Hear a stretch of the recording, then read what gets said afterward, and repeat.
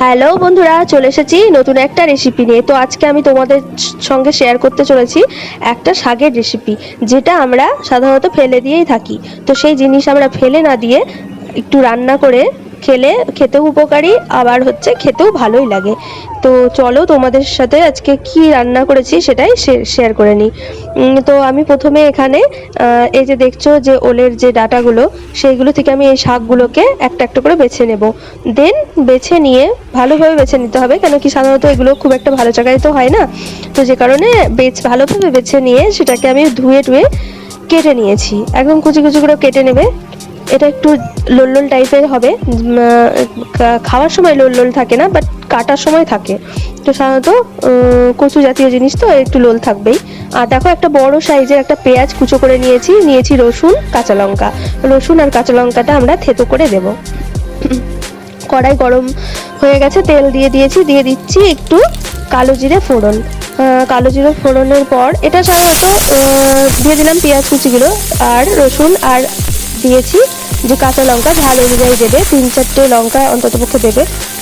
তো সাধারণত এটা অনেক সময় বেটেও খাওয়া যেতে পারে, বাট আমি এখানে রান্না করে দেখাচ্ছি। অনেকে তো এটা ফেলেই দেয়, বাট তোমরা একটু যদি রান্না করে খাও এভাবে, দেখবে খেতে ভালোই লাগে। তো অবশ্যই তোমরা একবার হলেও ট্রাই করে দেখো এই ওলের যে ডাঁটা, সে ডাঁটার যে শাকটা সেইটা।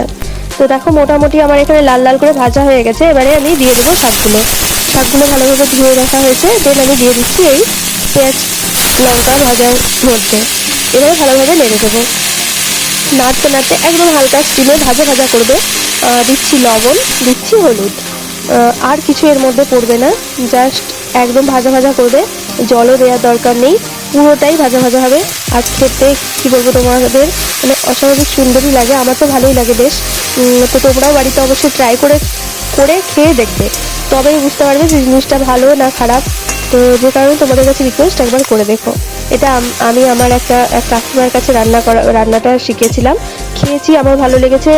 এখন থেকে আমি এটা ফেলে দিই না, আমি এখন এটা রান্না করে খাই, ভালোই লাগে খেতে আমার। তো দেখো, একদম হালকা হালকা কড়াই, একদম হালকা স্টিমে দেবে। আমার ক্ষেত্রে যেটা হয়, মানে তোমার কড়াই যদি তুমি হাই ফ্লেমে দাও, জাস্ট কড়াইটা পুড়ে যাবে। সেক্ষেত্রে তোমার হচ্ছে খেতে হতে পারে অনেক সময়, যে কারণে হালকা ফ্লেমে করবে। তা আমি ভাজতে ভাজতে আমার সাধারণত কড়াইটা অনেক সময় পুড়েও গেছে অনেকটা। একদম হালকা হাতে আমি নাড়ছি, দেখে বুঝতেই পারছো যে কারণে যে পুড়ে গেছে বলে আমি হালকা হাতে একদম নাড়ছি। তোমরা হালকা স্টিমে রান্না করবে। দেখো, রান্না এরকম হয়ে গেছে। এইভাবে রান্নাটা করবে, অবশ্যই ভালো লাগবে খেতে। আর ভালো লাগলে লাইক, শেয়ার, সাবস্ক্রাইব করে দিও।